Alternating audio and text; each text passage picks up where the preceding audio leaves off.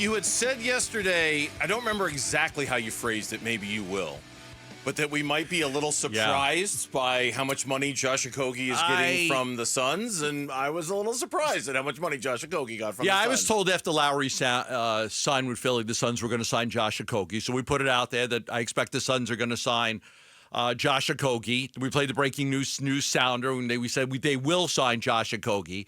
And then the word that I came up with, which was fascinating, is that I expected the Okogie numbers to be sizable. Okay? That was the sizable. Word. Sizable. Yes. I expect the Okogie number to be sizable. This is not going to be a vet's minimum contract.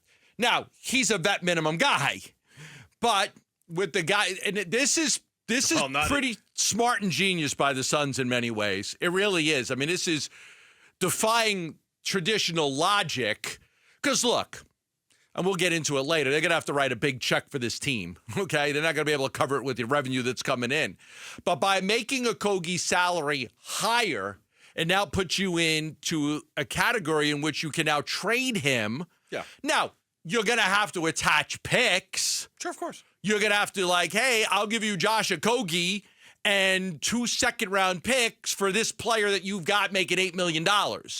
So it's genius in a way what the Suns were able to do with Josh Okogie. Is he worth that money? No. The second year is not guaranteed. Right. So it's really a one-year deal. They paid him more than he's worth, but they did it because now they could bring back a player at that salary in which they wouldn't have been able to do if they didn't do this. I got to imagine they did it for a couple of reasons. So they gave him, let's do the details here for just a second. It's technically a 2-year, $16 million contract.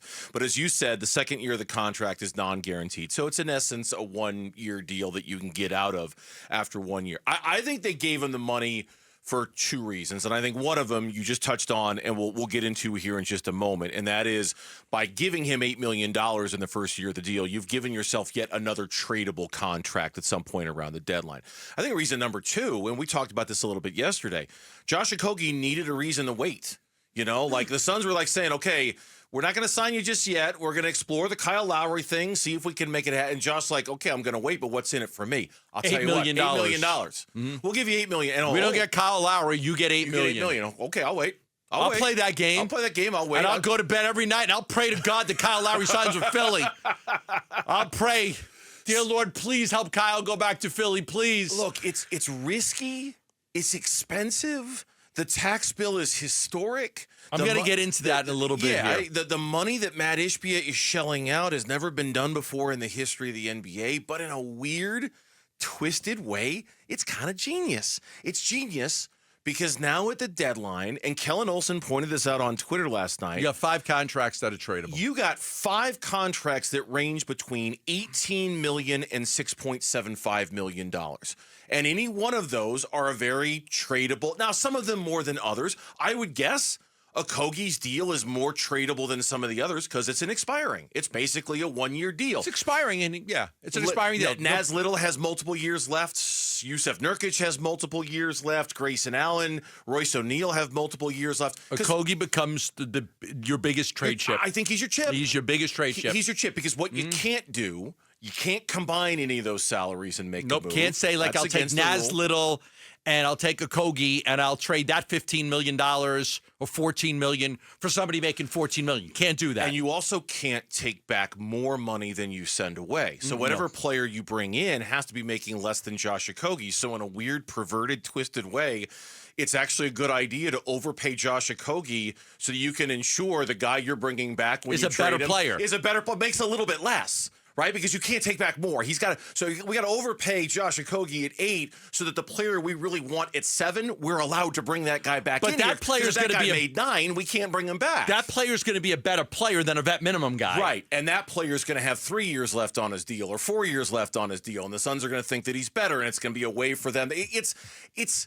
brilliant, but it's also, and look, we've said this a billion times. It's Matt Ishbia's money. Hey, if you don't mind paying the tax, we appreciate your effort in doing this because everybody is trying not to be a second tax apron team. And Matt Ishbia is just to hell with it. Let's go. Let's write checks. Let's spend money. They were able to pay Josh Okogie, and I reported this yesterday when we broke the news that Okogie was coming back. They could have paid Okogie up to $12.9 million. So they didn't pay him the top dollar. They could have paid him up to $12.9 million. That was the max they could have paid him. They come in less than that, but somewhere in between the vet minimum and that 12.9 is what they got him for. But yeah, that was the reason why Okogie was able to hold out and wait, because he could have signed a vet minimum deal with somebody else, but there was an enticement dangling by the Phoenix Suns. Wait this out. If we don't get Kyle Lowry, we've got something for you. But it was always going to be Josh Okogie if they didn't get Kyle Lowry. The contracts are Nurk at 18, Grayson Allen at 15.5, O'Neal at 9.5, 10, Okogie at 8, Little at 6.75. Those are the 5 contracts they have. But all of those guys, except for Little, play. So Nurkic plays, and Allen plays, and Royce O'Neal plays.